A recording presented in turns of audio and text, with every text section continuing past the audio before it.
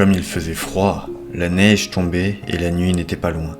C'était le dernier soir de l'année, la veille du jour de l'an.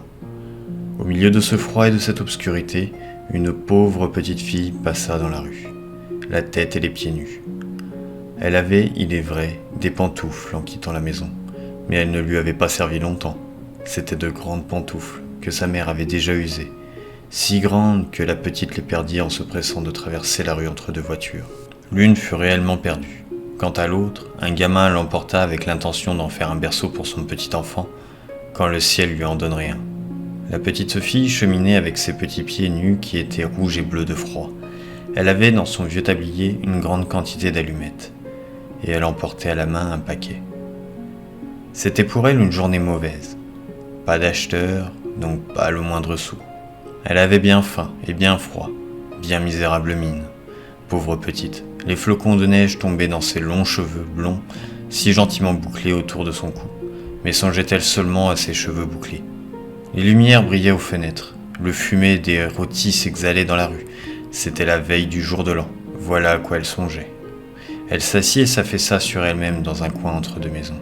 Le froid la saisissait de plus en plus, mais elle n'osait pas retourner chez elle. Elle rapportait ses allumettes et pas la plus petite pièce de monnaie. Son père la battrait et du reste chez elle. Est-ce qu'il n'y faisait pas froid aussi? Il logeait sous le toit, et le vent soufflait au travers, quoique les plus grandes fentes eussent été bouchées avec de la paille et des chiffons. Ses petites mains étaient presque mortes de froid.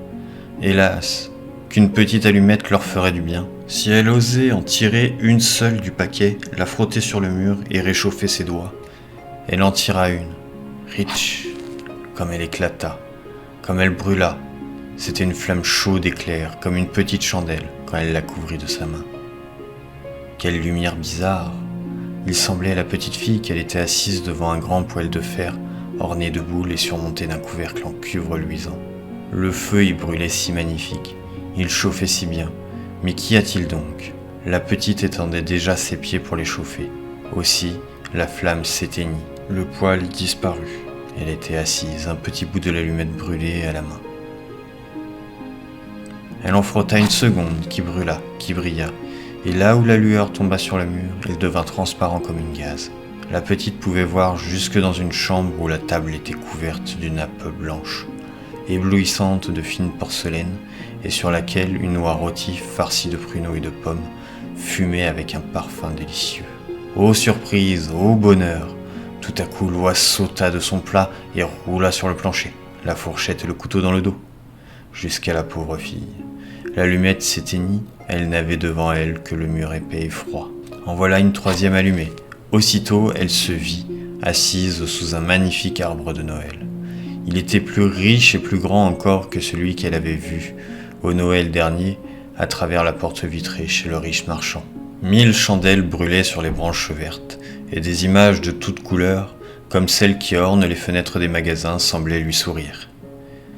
La petite éleva les deux mains, l'allumette s'éteignit. Toutes les chandelles de Noël montaient, et elle s'aperçut alors que ce n'étaient que les étoiles. Une d'elles tomba et traça une longue raie de feu dans le ciel.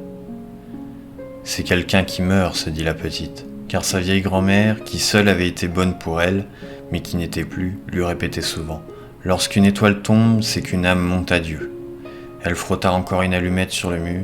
Il se fit une grande lumière au milieu de laquelle était la grand-mère, debout, avec un air si doux, si radieux. « Grand-mère, s'écria la petite, emmène-moi. Lorsque l'allumette s'éteindra, je sais que tu n'y seras plus.